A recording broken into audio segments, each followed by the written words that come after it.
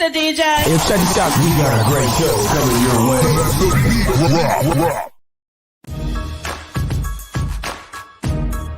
From the ECSI Sports Studios, it's the Midday Market Report with Jeff Dawson.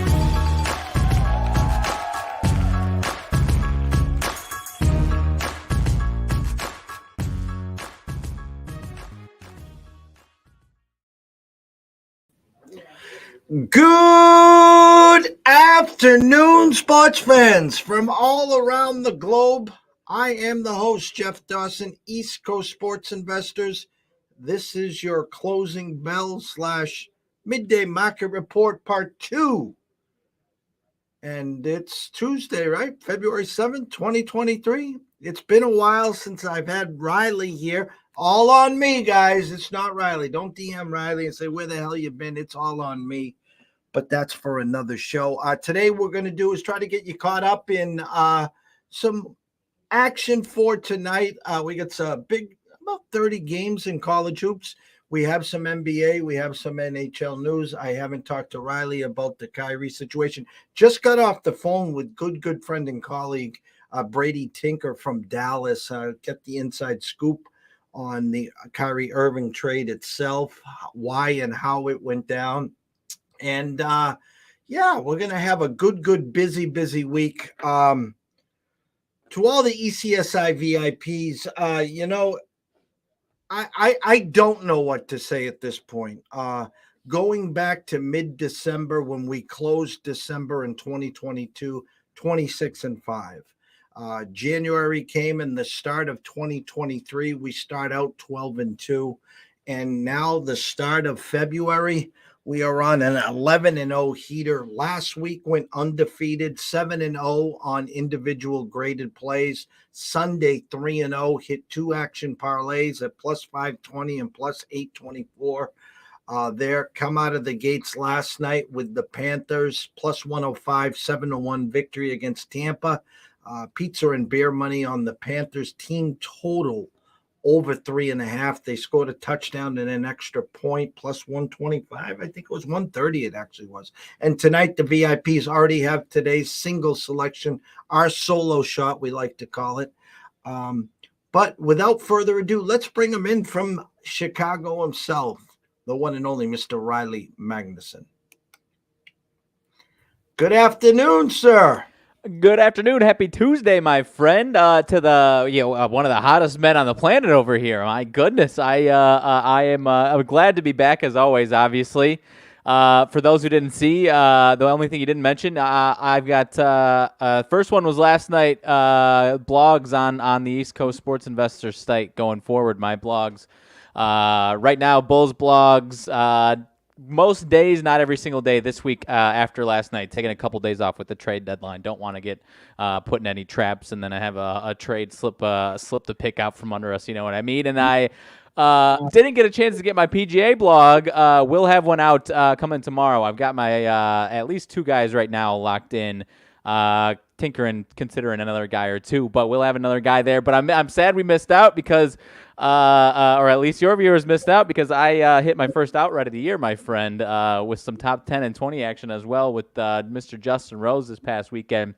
Delayed, obviously, to Monday, but pumped to be able to keep after a nice season last year, pumped to roll it over right into this season so far. So I've got a couple that I like this weekend. The other one that I had, Russell Knox, was top 25 heading into the final day, and then just, I think, 17 pars, if I'm not mistaken, and 1 bogey. Couldn't get anything going. Otherwise, I still stand by that one with the odds that it was, but couldn't get it there, obviously. So pumped to be rocking and rolling. Got the I'm negative for the season still so far, but got the I'm 1-0 on ECSI with the Bulls blog.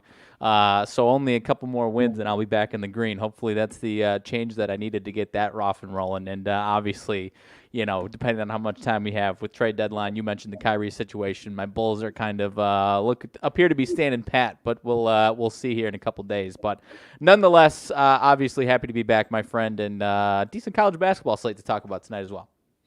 And to all the viewers, especially, the new viewers or the viewers that you bring to the show daily here when we do meet for the closing bell or other shows, Riley and I have done a lot of talks from last March and April and on, and he reached out, and the olive branch was always there. And what we've decided to do is to have Riley start to bring his blogs to the ECSI site, whether it's the Bulls, whether it's the Packers, whether it's golf.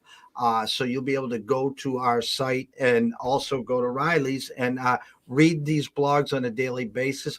We also have some future endeavors in the back end there. We have a store back there for some free picks and some additional swag and stuff. Riley's name, profile, resume, picture will be high above courtside and proudly with ECSI. We couldn't be happier.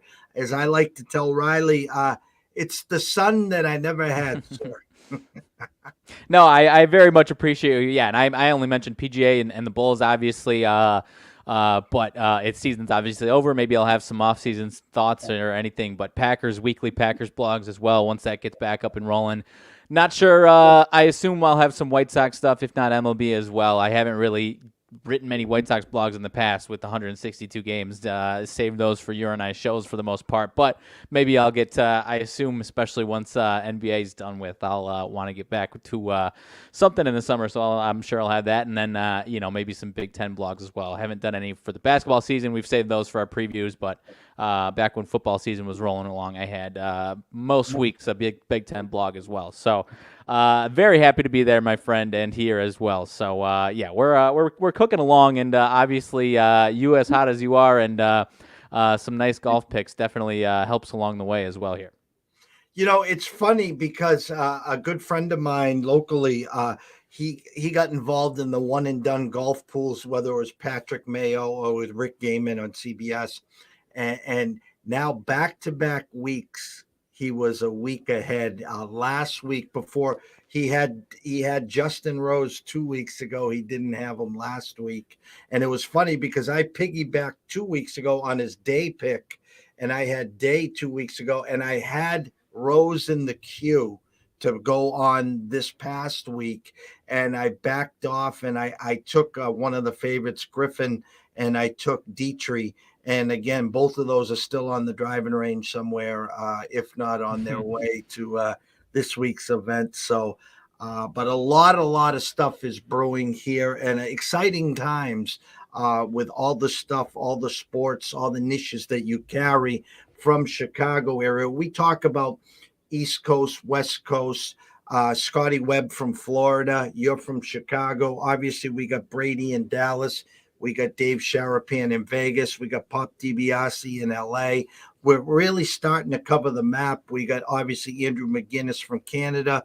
We have Dan Alexander from Philly. So we're starting to really, let's say, color the map. How's that sound? Yeah, no, and I'm thrilled to. It's an all-star cast. I mean, to add on to that, so I am thrilled to be a part of it. And obviously, just a couple of the guys that you named. Obviously, you got Dan with the Eagles this weekend in the Super Bowl, and you've got you mentioned Brady Tinker with the Kyrie news. I mean, two people. It's tough to find better people to cover each of those situations right now as well. So, kudos to you for assembling what you've assembled. And obviously, Andrew, I've one of the other guys that I've actually personally got to know. One of the guys I respect the most in the NHL spaces as well, and obviously the other sports that he covers, CFL and whatnot. So it is an all-star cast, my friend. I'm happy to be here. But I get off the phone with Brady, and I'm like, Brady, what the hell's going on here? The talk all along with me and Brady was they were going to bite the bullet and make a deal with the Lakers for Westbrook, and it was just going to be a rental for a couple months. Give Luka at least another body, and the real deal was to take the $45 million off the cap for next year. And this one came along, and basically what it was is the Kyrie monies will come off next year, plus the two, Dinwiddie and the other guy that went over with them. So it's almost like they freed up $55 million for next year. Now, Here's the catch-22. I think in the fine print of this, there's actually a team option for the Mavericks for the next 2 years, which you and I both know Kyrie's not going to accept. He wants that next contract. So if you look at the resume, Kyrie blows up Cleveland. He blows up the Celtics, and then he recruits KD to go to the Nets so he can go there. And not too long ago, we were talking Nets, 11-game, 12-game winning streak. Look out for the Nets here. Now he blows up that team. And here's what's the real kick in the nuts. Now the locals are saying that the Celtics are knocking on the door for that KD for Jaylen Brown. So a lot I just said there. So why don't you formulate your opinion from Kyrie to Dallas and potentially KD to Boston for Jaylen Brown again? No, it's a wild time right now. I mean, as far as Kyrie is concerned, like you said, I assume that as far as rentals go or whatever rental situation, this at least gives them a chance, an outside chance this year. I mean, they're offensively going to be really good. It's just a matter of how much defense can they play. Already, kind of a pretty mediocre defensive team. Now, especially, thinking about it as far as at least the playoffs this year, are they going to have a chance with like Luka and Kyrie in any series? I mean, yeah, offensively they absolutely will. But then you kind of go down the list, and there's a few teams, whether it's throughout the West or if they're lucky enough to get all the way to the end. If they run into a Clippers team that's healthy and hot at the right time, who's going to guard Paul George and Kawhi Leonard? I mean, they're not going to be able to stop both of those guys. On down the list, there's so many. Are there a couple really solid matchups that they would definitely be favored in for sure? Absolutely. But it's interesting to see what they have going forward. They kind of hit that spot where obviously they're looking for that guy to pair with Luka. If it's Kyrie long term and by some miracle you can get him to plant his roots for the next 4.5 years, then I'm sure they'll go ahead and do that. But as I stated to you, as a Bulls fan who was kind of in an outside world, if they had gotten aggressive, probably could have had a chance. It was a hard no for me as far as wanting him. And like you said, it's seeing all these quote boards of something he said the other day is I just wanted to play basketball and win. And there's 3 or 4 other situations where it was almost an identical quote board there. So. I don't know. I'm not holding my breath as far as him being happy and staying in one place. So, but like you said, if he leaves and goes somewhere else, whether it be the Lakers, like he keeps saying he wants to go, or somewhere else, then obviously they have flexibility to bring somebody in and pair with Luka, because obviously their main goal is Luka Doncic and his happiness and opening a championship window around him. So. It's going to be interesting. I'm not taking them to win the finals this year. Like I said, I think there's some tough matchups that they're not going to be able to get through defensively. Maybe if they're hot enough offensively, that's a different story. But but at the same time, I think it was worth a shot from where they are and what they have right now, like you said. But then as far as the Kevin Durant stuff, it seems like they're having conversations, and from what I hear today, the Nets don't want to move him, and I understand that. He's got plenty more team control, and they could kind of pivot and, try and pair somebody else up with him, because he actually does. You say what you want about him jumping teams, but he actually seemingly just wants to play basketball and play winning basketball in a different side of, the way that Kyrie says and does. So, if they can convince him that they can, whether it's in the next 2 days in the trade deadline, I doubt it. But, going forward, if they can convince him that they can put together a winner and put together a steady, distraction-filled situation, then I'm sure he'll be happy and stick in there. As far as the Jaylen Brown stuff, I would be shocked if the Celtics do that. Does that open up a window bigger than they have for the next 2-3 years? Maybe, but obviously, the biggest, keeping Jaylen Brown and Tatum together gives them a 5 to 10 year window as far as that is concerned, which most teams typically operate in. And they're already a team that's, one of the favorites to win the title. So that would be pretty shocking if that happened. So obviously, and you're obviously closer to that situation, but I'll go ahead and think that KD stands pat. But I would hope my Bulls, if that's an opportunity, as far as being a team that's not really going anywhere and has a tough way to jump through, I would be willing to bring in Kevin Durant if the Nets wanted to shop him. I don't know if the Bulls have enough or not for that. But at the end of the day, I think Kevin Durant's going to be standing pat this within the next 2 days here. And here's my take on this, and I just read before we came on, and my spidey senses are up, okay? And I'll tell you why. I am probably the biggest fan of Jaylen Brown. When he was drafted, I loved him. I compared him to Dominique Wilkins. Now, he doesn't have the flashy dunks like Dominique did, but he has that it factor where he can take the ball to the hole, he can play physical, he can do everything that his shot has got better. Everything about him has gotten better in my eyes. Now, here's the problem. He wants to be treated and respected in the same token as Jason Tatum. Now, listen, I'm probably one of the few in Boston. Jason's great, but can you tell me one title that Jason has ever won? No, he didn't win at Duke. He left. He's come to the Celtics. He got close. We had a 2-1 lead against Golden State last year. And if I really want to be the ass here, I'll say he sucked in the finals. All right. But I'm not going to be that guy. And I get tired of him putting up 50 and 55 in the regular season and comparing himself, the locals comparing him to Larry Bird. He can't carry Larry Bird's jock, okay? The game has changed, and I'm not trying to be that guy here, but I'm going to tell you this. The more I think this out is the Celtics brass saying, we're going with Jason moving forward. You are not going to be, listen, Jason's the one, you're the 1A. If you can't handle that, and I think the brass is saying, we've gotten another 6 months now, and maybe it's starting to say, Jalen's not going to stick and stay with us for his career. So why not bring in KD now? And let's try to win the title this year, next year, and maybe the year after. Maybe we only get a 2 to 3 year window with KD, but that's as far as we're going to get with Jalen because he's going to move on to greener pastures anyways. If that's what they're thinking and that's what they feel is going to happen, then I agree with you. That's absolutely what they should do, 100%. And you and I talked about it over the last few months and after that finals. I mean, Tatum had the chance to prove that he was that guy or, one of the top 3 players in the league in the finals. And like you said, he didn't do it. And Brown was the one guy that did elevate past, what his expectations were in that finals. He was fantastic in those finals. So, yeah, if they're skeptical about whether he's going to continue staying there, then I agree with you. That would definitely be, pull the trigger faster. But I guess, if the flip side, if they feel like he's going to stay and happy to be that 1A, then, I imagine they'll do that. But like you said, I don't disagree with you at all. If that's what they think, I would definitely consider pulling that trigger. And if I'm the Nets, getting Brown as the guy for the next 10 years, I would also be just as willing to do that on the Nets side of things as opposed to keeping Durant and having some, still having to build a contender around him for sure. So I'm not disagreeing with you at all.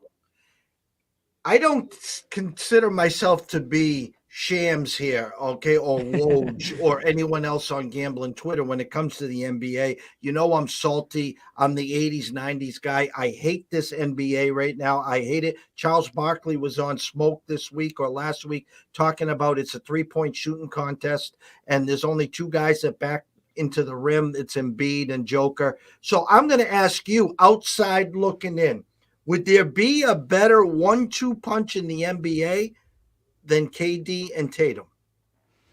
Oh, no. Goodness, no. Definitely not, especially as far as Kevin Durant is someone who elevates his game defensively in the playoffs we've seen at the end of the day, too. No, I mean, on down the list, unless Harden returns to what he was 5-6 years ago and it's Harden and Embiid, then which is not happening. He's been good by all means, but no, absolutely not. Those 2 would be the unequivocal, unless LeBron and AD are both 100% healthy and as hot, that would be the other contender that I would put there. So and when I read that, they're not shopping him, just leads me to believe Boston and Brad is sitting up there and he's got red cigar about ready to light it. Because I'm going to just say this. It's 5:08. February 7th, I'm going to say on record, it gets done. Where there's fire. I don't know what the price tag is. You're going to get Jaylen Brown. If they want Marcus Smart, and you go get him. I know Pritchard wants out because he's not playing enough. So I don't know what it takes, and does it take enough for the chemistry? I just know Tatum and Tatum right now, I think outside looking in with a 2 to 3 year window, and deep down Jalen's not sticking and staying, it makes too much sense at this point.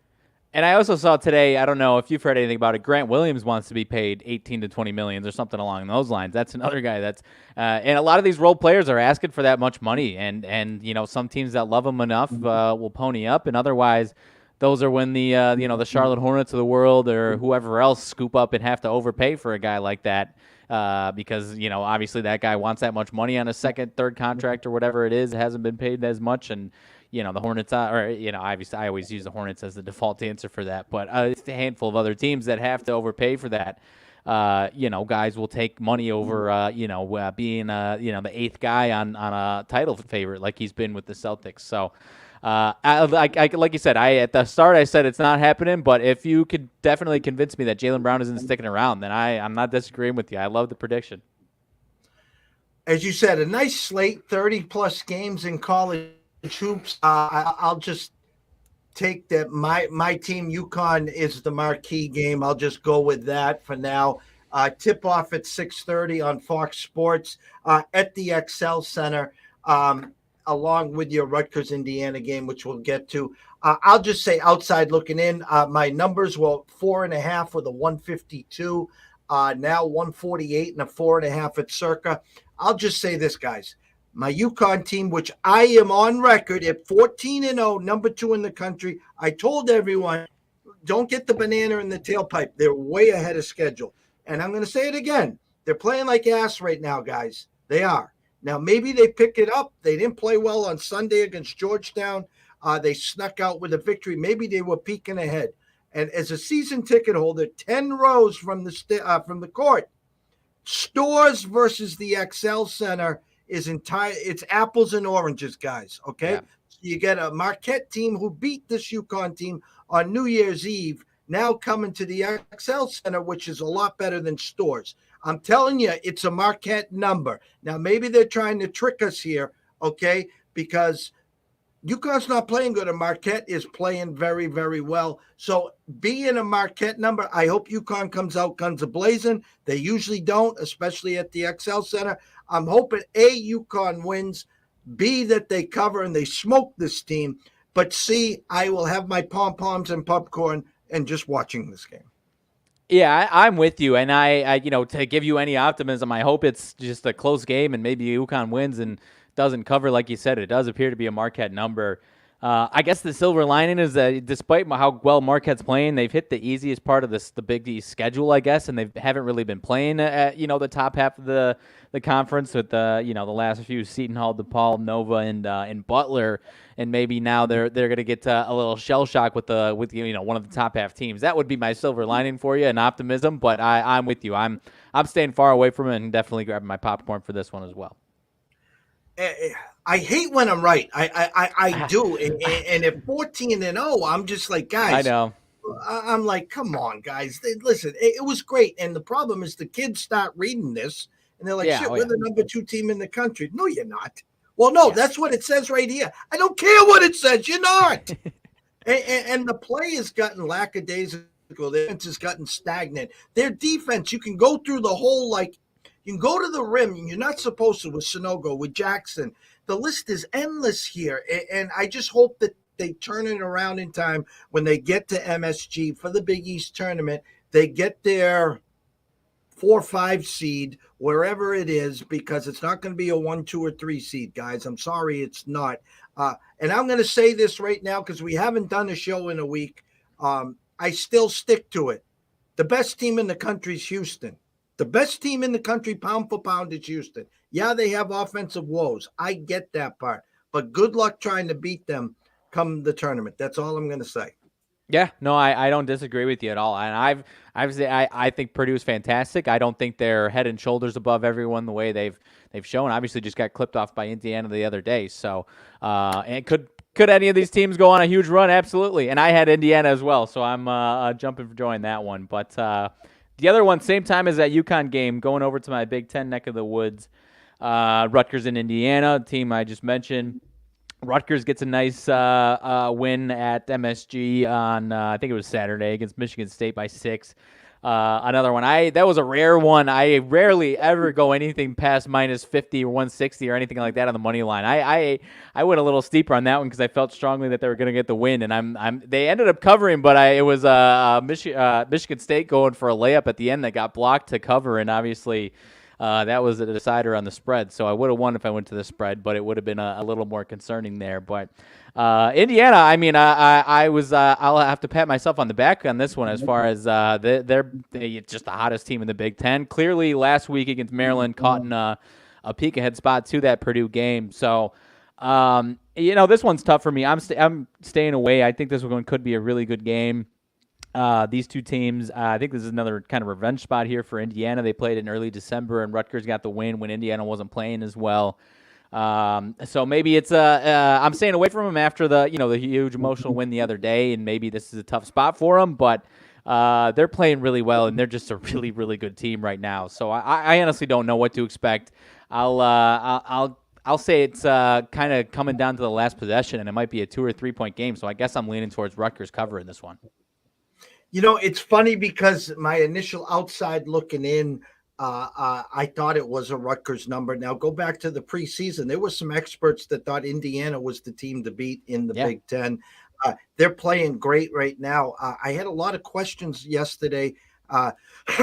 People asking me about Duke yesterday, and I says I don't like them against Miami because of the emotional game against UNC.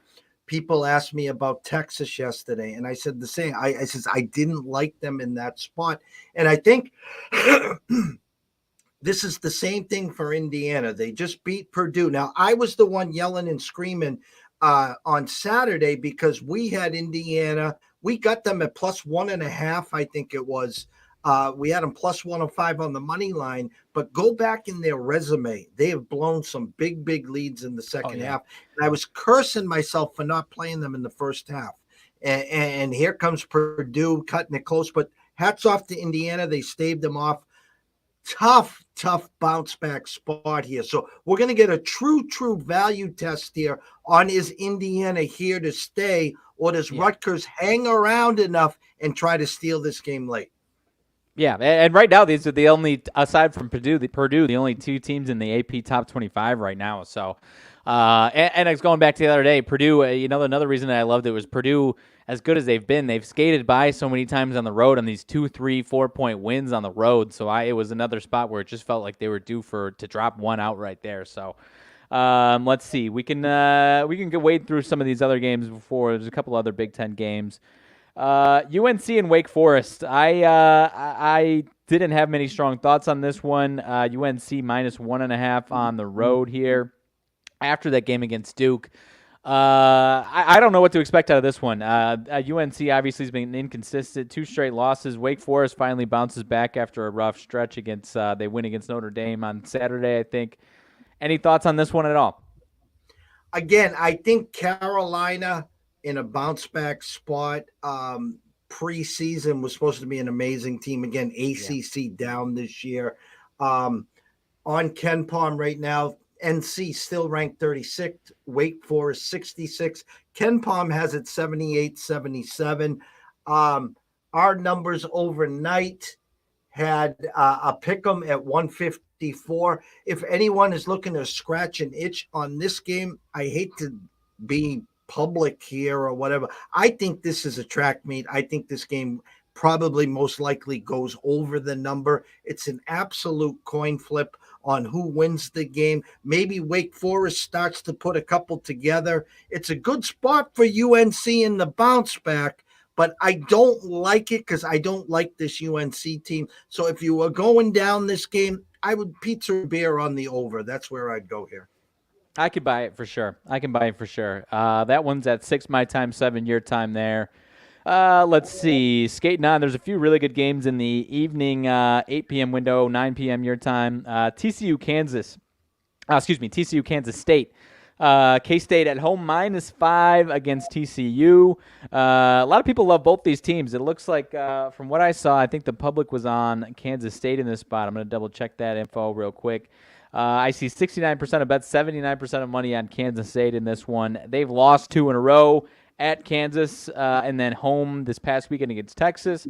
TCU. Is TCU still without Miles? Is that why we're seeing this 5 number here?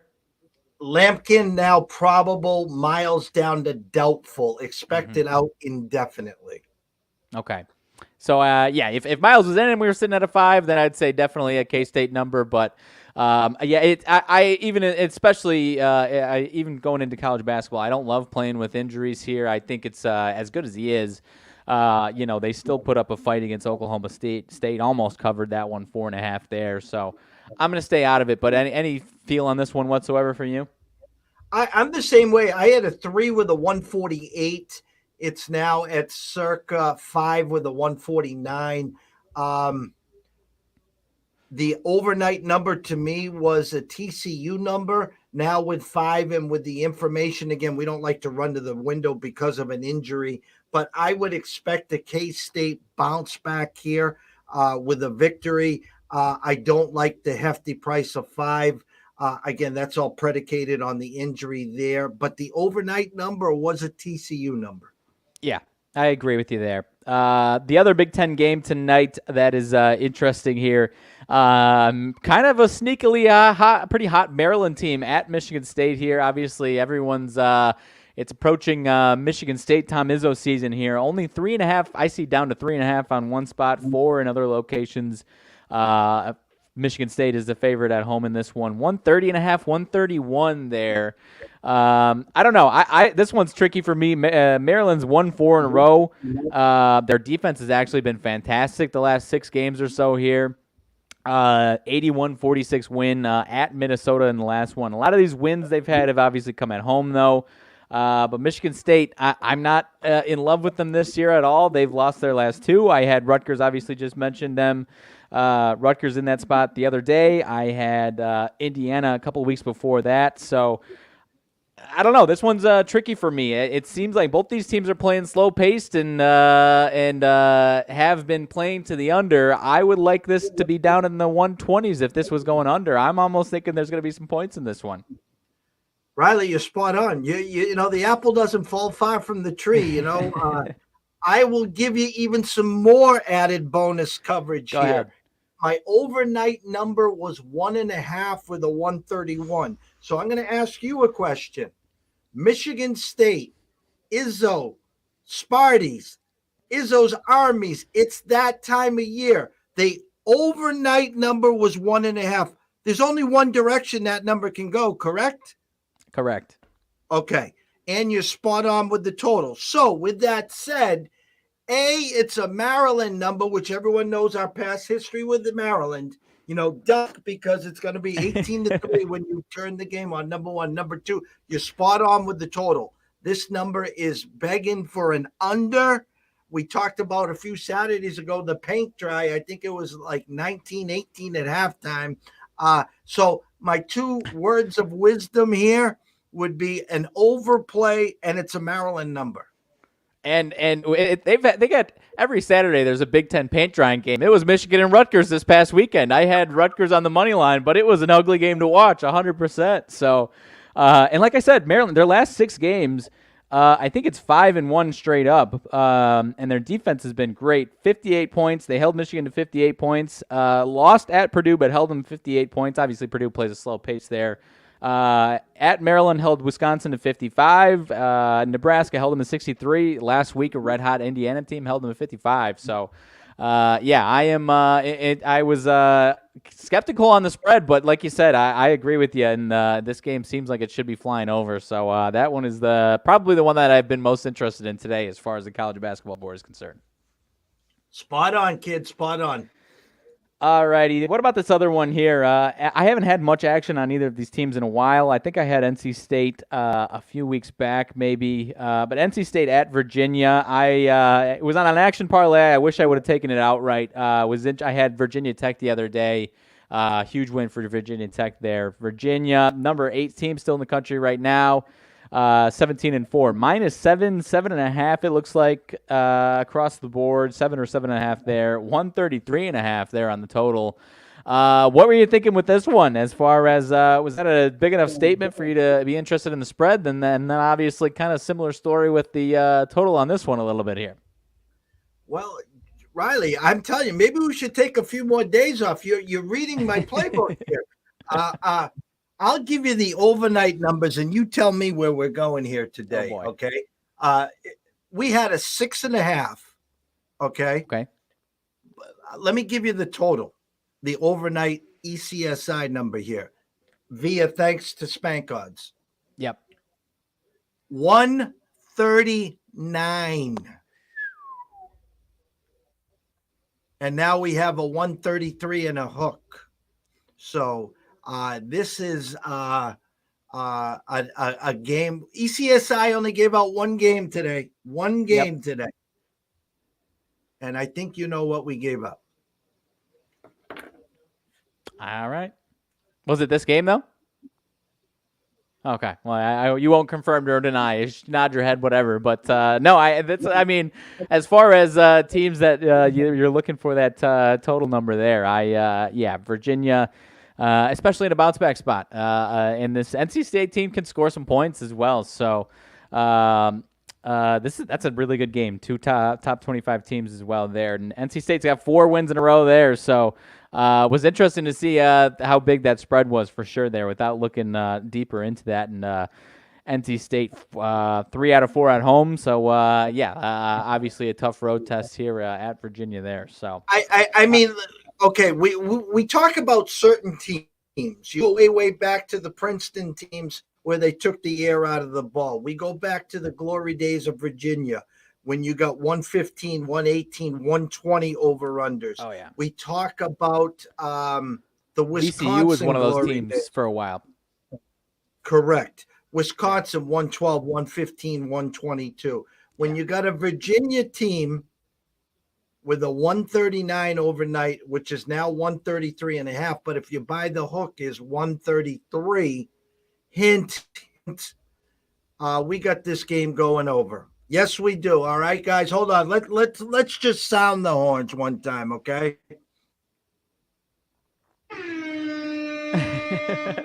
All right, so we're expecting some points. We're expecting a track meet, not a track meet like the UNC Wake Forest game, but the key to success here is NC State's got to keep it close. I mean, you don't need Virginia getting up 10, 12, 15.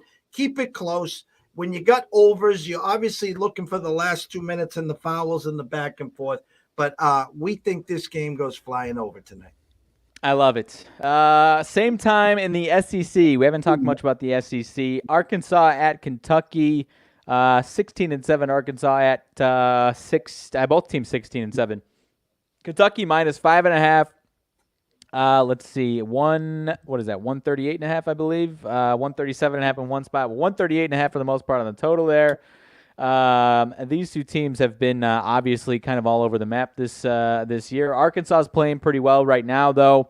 4 out of the last 5, at least. The one loss was a non-conference loss at Baylor, who's one of the also quieter, hotter teams in the league or in the country right now.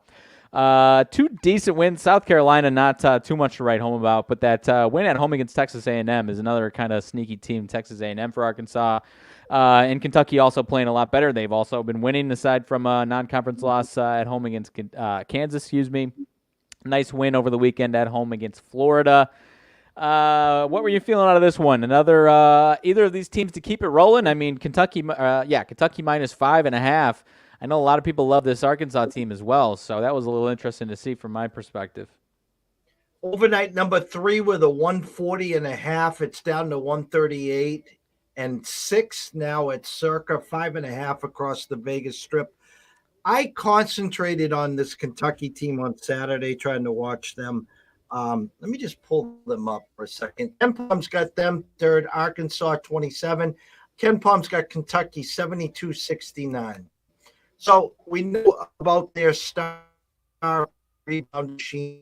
And, you try to find teams that you think can get on a roll.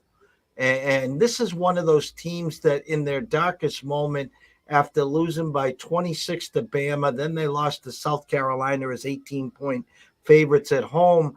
They beat Tennessee, they beat Georgia, they beat A&M, they beat Vanderbilt. And then 2 Saturdays ago, they had Kansas. It was the primetime game. Yeah. Kansas just took it to them. They lost by 9. They bounced back against Mississippi and Florida. Now, they can't throw it in the ocean. They cannot throw the ball in the ocean. And I was watching that Florida game, 72-67, they beat them. Florida kind of plays the same style. I was just disgusted. Now, this Arkansas team, Final Four, right? Or did they get to the Elite Eight? I know they had a nice run. I don't I remember. want to say they It was a lost nice to run. Duke for some reason. I could be wrong. So, anyways, the Arkansas team, 16-7. Do you have it? Was it the Final Four? Are you talking last year? Yeah. Let's see. They lost to Duke in the Elite Eight. Elite Eight. Okay. I was at the Circle watching the game, so okay. Yeah. This Arkansas team, I was expecting more of this year. They lose one game to Creighton. They start the year 11-1.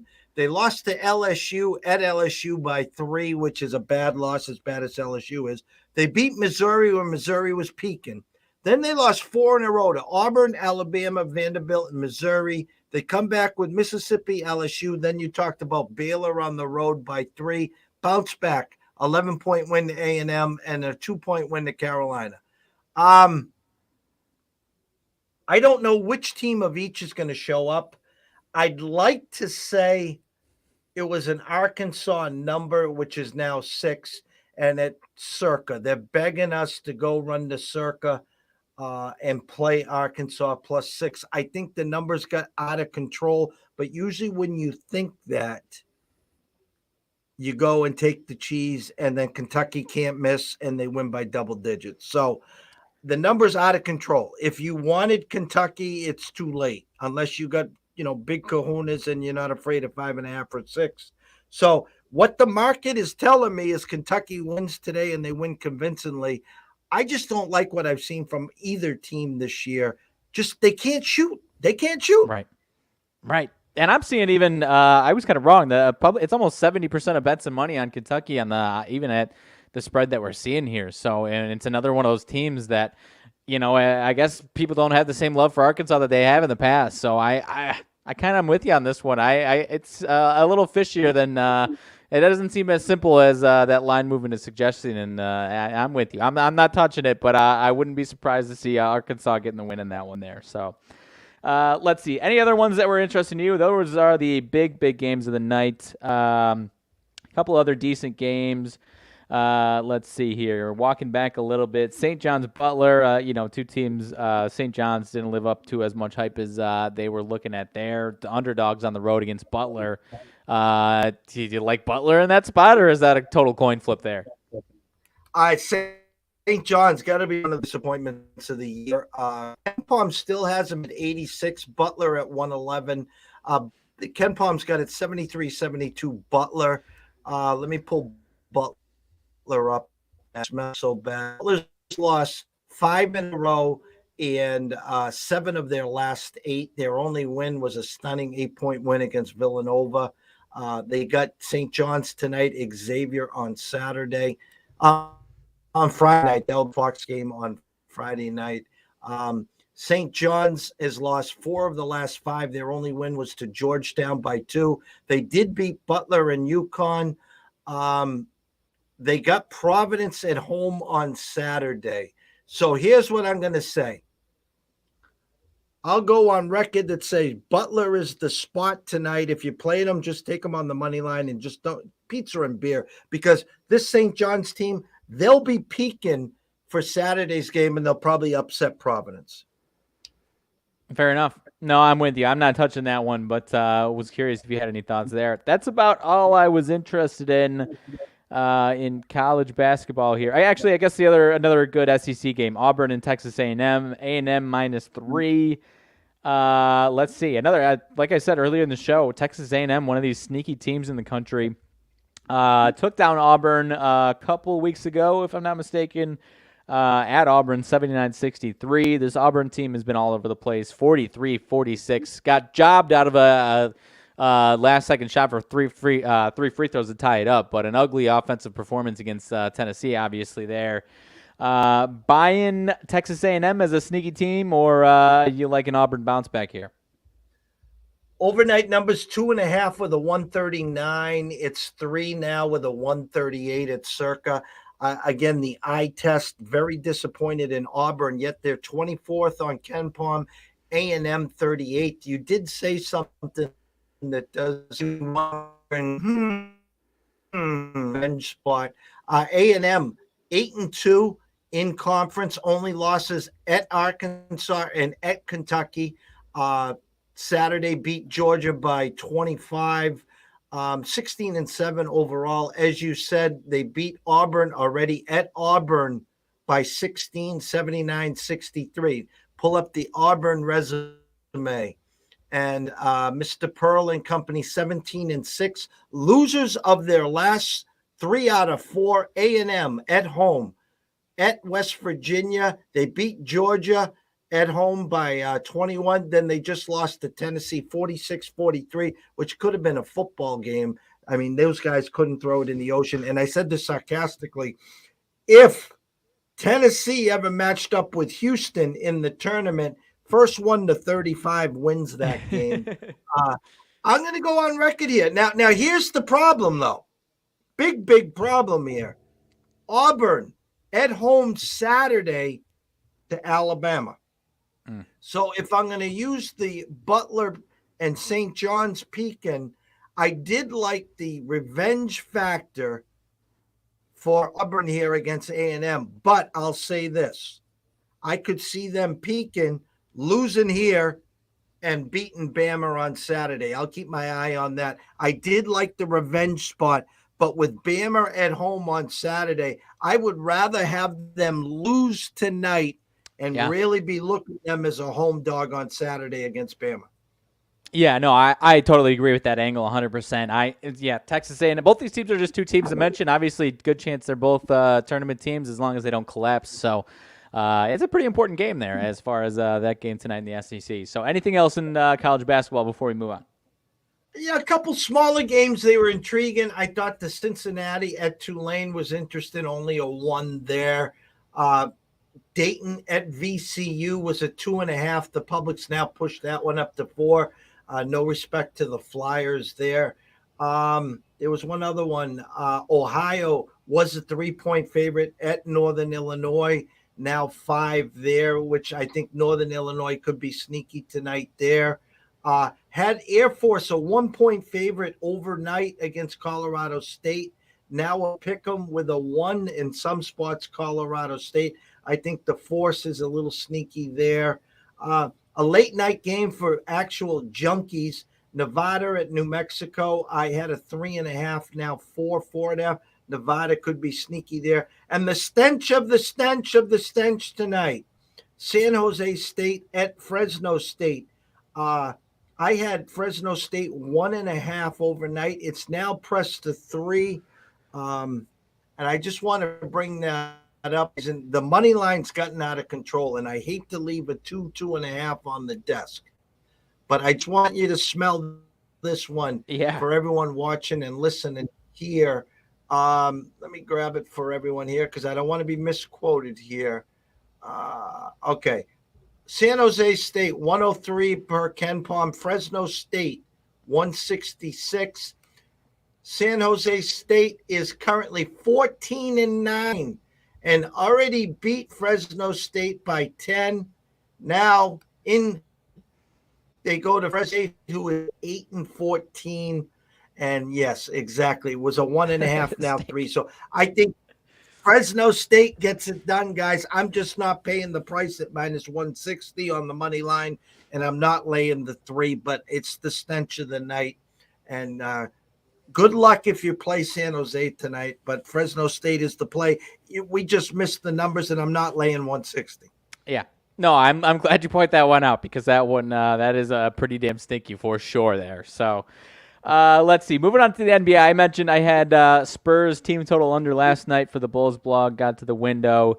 But now as the trade deadline heating up a little bit, even some smaller trades with role players and, you ship guys out or maybe you even add a nice piece, but he doesn't get a chance to play can kind of affect these games a little bit here. So I'm staying away for the most part. There was one that I was interested in, but I've staying true to my word to myself as far as staying away for the most part. First, I think it is the first game of the night, actually. Knicks on the road at Orlando here. 1.5. Knicks the favorite in this spot on the road. The world's not. The world has kind of been turned on to how tough Orlando is playing. But I still believe I was seeing a good amount of public money on the Knicks in this spot, if I'm not mistaken. Yep, definitely was. Knicks, I think, got an early season win. Haven't seen each other since. They just won a couple nights ago at home against Philly. I know R. Barrett is questionable, so that's obviously something to monitor there. He was out of the game against Philly, and they still won there. Orlando, 3 of their last 4 wins. Win against Philly, loss against Philly, then win 2 on the road, Minnesota and Charlotte. So I was interested in Orlando, but at the end of the day, I was staying away from it. The number to me is a Knicks number, meaning I would rather have Orlando 2.5 point favorites the way they've played. They kind of remind me and us of that OKC. We've been very successful. Oh, yeah. Same with Orlando here. As we speak, they're listening because it's down to 1. It just went from 1.5 to 1. I don't know if we're getting confirmation that Barrett is going to be in or not. It's lighting up like a Christmas tree, though. Flat ones all across the Vegas Strip. South Point and Circa currently at 1.5. To me, I would be all in on Orlando tonight. 2.5, 3-point favorites. I just think with the Knicks as a 1-point favorite, they're kind of trying to get us to take Orlando tonight. No, I'm with you. That's really kind of what, aside from me, stayed away trade deadline reasons. That was kind of the other thing that kind of kept me away at the end of the day there. I'll still stay on record saying I think the Magic will find a way, but yeah, for the reason you said is why I'm staying away from it 100% there. So, and I think it's I hope I'm not mistaken, over 27.5. Got my season win total on the Magic, so I've got enough. Just a nice win there will appease me on that. As far as that is concerned. So I'll stick with that for tonight. Let's see. Moving on down the line. Suns and Nets. Suns -7.5. Sounds like Devin Booker is back in the lineup tonight for the Nets after his long absence. And obviously everyone knows what's going on with the Nets. No Kevin Durant. Not sure when he's back. But also don't have the guys that they got from their trade as far as I'm aware of. No Finney Smith, no Dinwiddie. Seth Curry's still out. Ben Simmons and a nice little 10-point per game, essentially, player army is what they've got going on here tonight. So for all of those reasons, it is a hard stay away from me. Obviously, the public is rushing to Devin Booker being back against a limited Nets team here, so I'm going to stay away from you. Wouldn't surprise me if the Nets kept this one close somehow. No, I agree. Again, now we're getting to that time of year, who's in, who's out, which is every day in the NBA. But with the trade deadline, you might see a late scratch. Hey, we don't want you to get hurt, yada, yada, yada. Have no idea what's going on in the Nets, camp. Is KD sticking and staying? Are we going to try to grab someone? I had an overnight number of 5 and a 226. Right now it's circa. It's funny because it's 7. Wow. This is bouncing every which way. South Point's got it at 6. Circa's got it at 5.5, but the DraftKings is at 7.5. The online shops are at 7.5. So maybe KD isn't playing after. Let me see something here. No, he's still out. He's been out, yeah. Yeah. Okay, so I got Booker probable, Simmons probable, Dinwiddie and Finney Smith, Seth Curry, and Durant all doubtfuls. Okay, yeah. So Suns around and back into form. Again, don't know the mental part about this. No Kyrie, who cares? I guess the Suns by a dozen, but as we both say here, wouldn't be shocked if the Nets won outright. No, I'd like to, with Devin Booker coming back first night, I'd like to see him get into form before I jump on the Suns bandwagon again here. So next one up, Atlanta at New Orleans. New Orleans -2 on the spread here, -130, 125 or so. Or excuse me, -130, 135 or so on the money line there. Total of 237, 237.5. I see DeJounte Murray questionable. Brandon Ingram still in. He's been playing well since he's returned for the Pelicans. I had the Pelicans against the Lakers on Saturday night. They had another nice night on Sunday night against the Kings. Their offense is back to rolling. I'm going to stay out of this one, though. And the Atlanta Hawks lost their last one on Saturday, so they got a couple days off here. I'm staying far away from this one. I think this one's kind of a coin flip, if you ask me. Yeah, I had an overnight number of 2. I'm seeing 1.5 at circa with the 37. I will say this: we had an overnight number of 233. It's been pushed up to 237, 237.5. I would actually, with that kind of movement, I would tend to go under in this game. As for the side, an absolute coin flip. I would just stay away from the side. Yeah, no, I kind of agree with you on that under. This is one where you'd feel better if it was in that 240 range as far as that is concerned. I agree with you on that one. The next two, my Bulls in Memphis. Bulls get the win last night against the Spurs. They've won 3 in a row. 9.5 point spread here. Last I checked, DeMar DeRozan was questionable. Kind of suggests that he might be out of this one if we're sitting at 9.5 here. Grizzlies have not been playing well at all.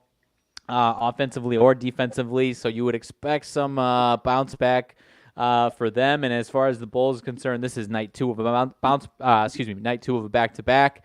And I was right about it yesterday. Their defense has actually been playing really well, so you'd probably be either in the last 2 nights 129 points and 128 points. So you're either probably expecting regression from them offensively or defensively in this spot, and a nice bounce back from the Grizzlies. Feels like too many points, but that obviously seems like kind of a statement there. So it might be a big night for the Grizzlies here. I'll obviously stay away from it. Hope that's a wrong spot there. Hoping the numbers like that because DeMar DeRozan is out, and the Bulls without DeMar DeRozan can take care of business. But I'll obviously stay away from it from this one tonight.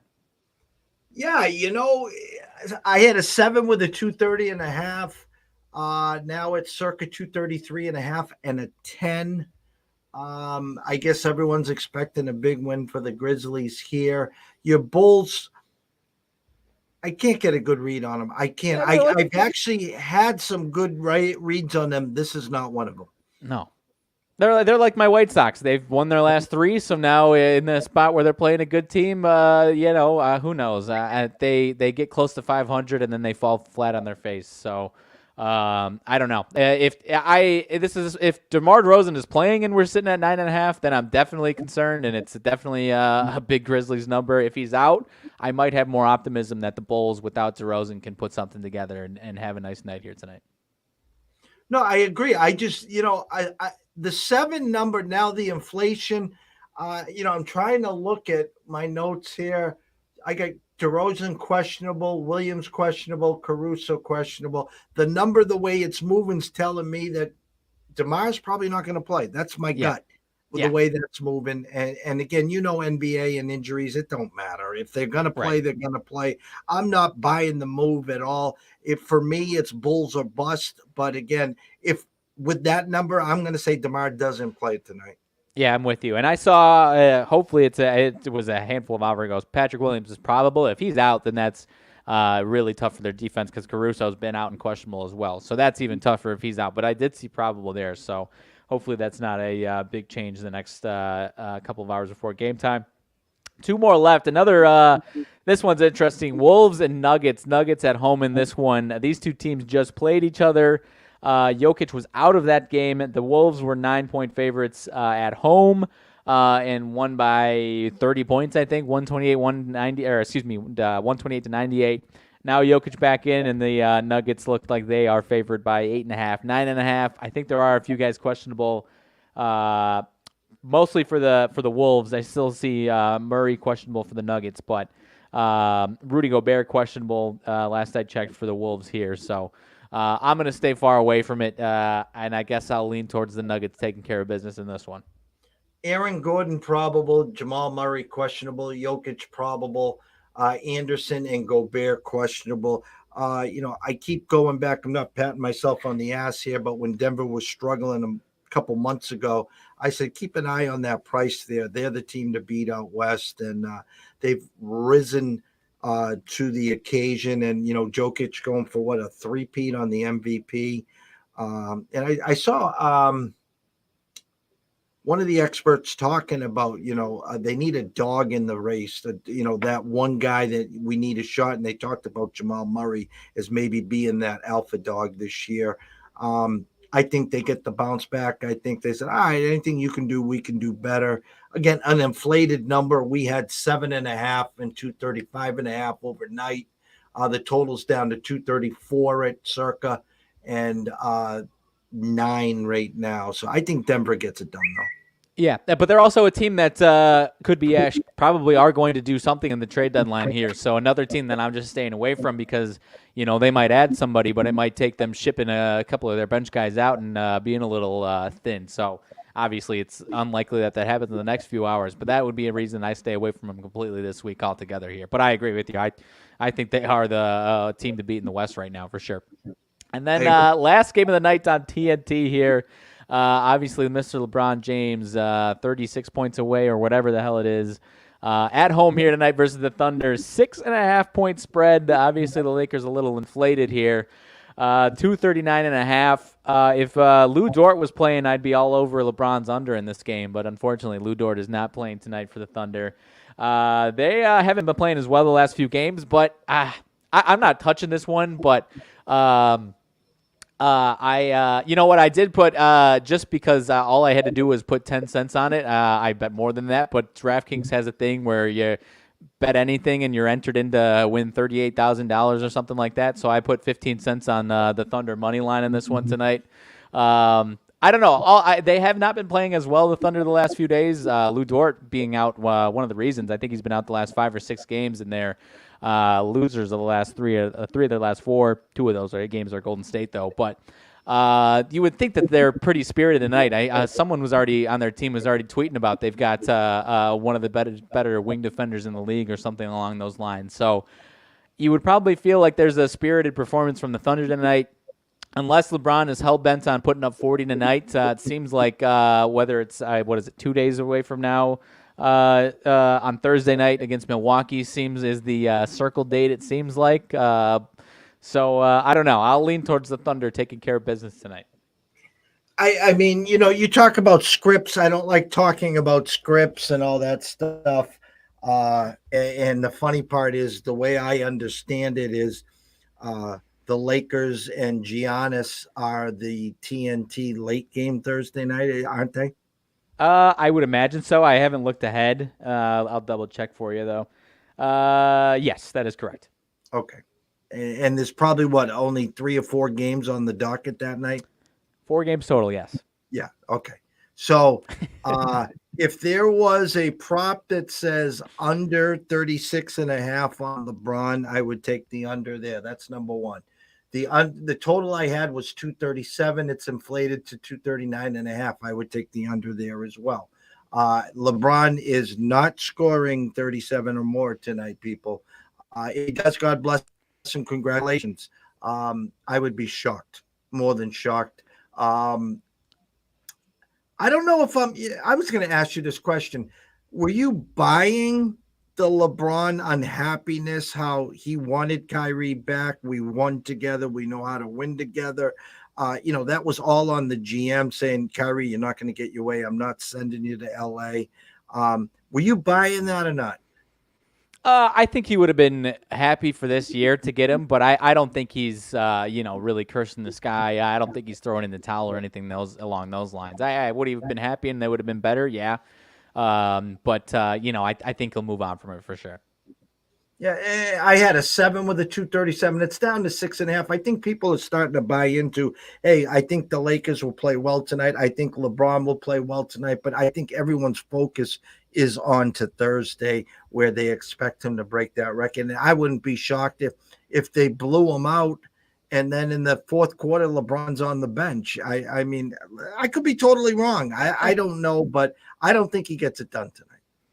I agree with you. And yeah, would it shock me if he has a huge game? No, but it seems like the Thunder are pretty hell bent on not being that team that he gets it done against. And obviously, maybe he'll only need to score 10 on Thursday night. So I think we're on the same page. I do on FanDuel. There is a boost boosted from minus 195 to 100 to hit for him to score at least 30 points tonight. So I will not be participating in that one, but that's another potential reason why you would stay away from that one. I typically like to fade some of those boosts sometimes. So not saying I'm taking under 31.5, but if I'm really need to scratch an itch tonight, I might go LeBron under 31.5 tonight. Is number 31.5? Yep. And they gave you the boost there for what, 30? 30 to get to 100. Or excuse me. 30, so over 29.5 boosted to plus 100. So that means he scores 29 or 28 tonight. I mean, that's as obvious as it gets. Yeah, something along those lines. He's been. I mean, it's obviously inflated. I've been keeping track of it. His average is, I think, 30 at the moment, but his point total orders have been like 28, 29. So on a random night, maybe I would say this would be a good night for him. But obviously, with everyone trying to bet the over, that's obviously pretty damn inflated there. I agree, sir. That is it for the NBA, though, my friend. Anything else as far as NHL or anything else in the sports world? In the pucks, last night, again, we had the one play. I'm looking at tonight's schedule. I thought the Colorado and Pittsburgh was kind of curious. Basically, a pick 'em and stay to pick 'em. Don't forget, we're coming off the All-Star break. So teams that didn't play well in the first half that were expected, I expect bounce backs and vice versa. I think there's a lot of traps out there. The one thing that caught my eye was your Blackhawks. Your Blackhawks were overnight minus 137 with a 6. Now they're all betting the Ducks here. But what I will give out to everyone watching and listening, let me just get the exact number, is your Blackhawks team total over 3.5 plus 120 tonight. So the Blackhawks get to 4 or more, and you're getting plus 120 at the window. That was my free hockey play of the night. Obviously we're in the tank race, and these are two big games for the tankathon. But also with the trade deadline a month away, there's been conversations about Patrick Kane, whether or not he's going to waive his trade clause or not. Only a handful of times of if the trade deadline does happen, only a handful of times of him and Tays playing at the United Center tonight and Friday being one of those cases. So despite these being big games for them to lose in the tankathon, they're probably going to have some spirited performances at home the next month or so if there's any truth to them most likely being traded, unless he obviously waives a trade clause. So like I said, I might have to I don't bet on the Blackhawks unless people that know what they're talking about tell me to. So this one might have to actually put some eyes on it tonight. Yeah, I was looking at some numbers, and the under-over opened at 6. At Circa, it did move to 6.5, juiced under minus 25 cents. Again, the Blackhawks aren't favored against most teams. They were favored overnight against Anaheim. And I was looking at the total here, and it's gone back and forth. Now, again, this number has changed. This is at Wager Talk. 66% of the bets and 87% of the money now on the over. So those numbers have shifted since I last was here. It was more tickets on the over, more money on the under. So now these guys are pushing the total from a 6 to a 6.5. Again, Blackhawks favored, and you're going to give me plus money on them on getting to 4. That means if they lose 5-4, they lose. But I think the value in this game is the plus money in them getting a 4. All right, I put me in goals so we can we'll score 4 or 5 goals, but give up 6-7 goals. How about that? Because this is tonight, and then we got Arizona on Friday night. 2 teams in the bottom 5 with us. So I'm liking what you're putting down though. Closing thoughts, sir. Closing thoughts. Like we said at the top, got some blogs coming out on the CSI site. I've got my golf picks. Golf blog will be coming out probably tomorrow around noonish time, I imagine. Got a couple thoughts. Obviously, going to be a lot of eyes on the golf tournament this weekend. Is going to be a fun one. Obviously, the Waste Management Open obviously is a lot of people's favorite. I don't have any of the very tip-top guys right now, but I wouldn't hate on so many of these guys at the top are either both playing fantastic right now or have awesome track records at this course. So I wouldn't hate anyone that's got some of the favorites in this tournament. There are a couple guys a little bit lower that also are playing well right now and have good track records here. So taking a little bit, going down the line a little bit here, but not going to be like last week where, the 2-3 favorites are barely making the cut or missing the cut altogether. I think there's going to be some fireworks this weekend with the PGA trying to make a statement with, the other league that's going on there in the comments there. So I've got a couple nice names, but, I'm staying away from the Rahms and Rorys of the world, but would not shock me if either of those two are, I'm drawing a blank on who else is third, fourth favorite list right now, but would not shock me if any of those guys are in the winner's circle on Sunday. Now, I have in the back of my brain here, and please correct me and don't quote me. Isn't this okay?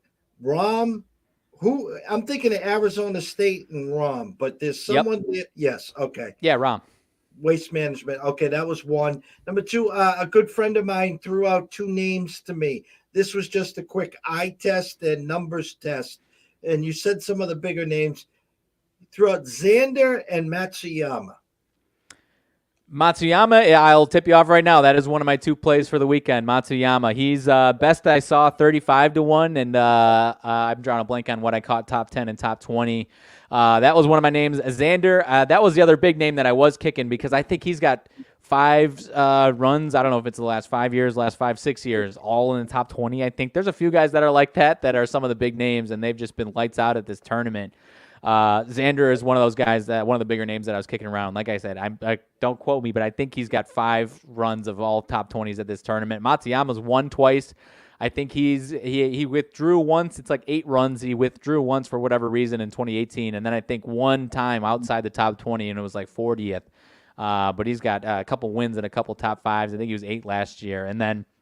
The odds, I looked back. I had top 20 for him last year. Scotty Scheffler's the defending champ. He's the number 3 favorite right now, so I don't have anything on him. But, another guy that not quite playing as much in form as he was last year, especially as some of these other guys. But, he could roll in and, finish top 5 as well. But, you were right. Rahm is the Arizona State guy.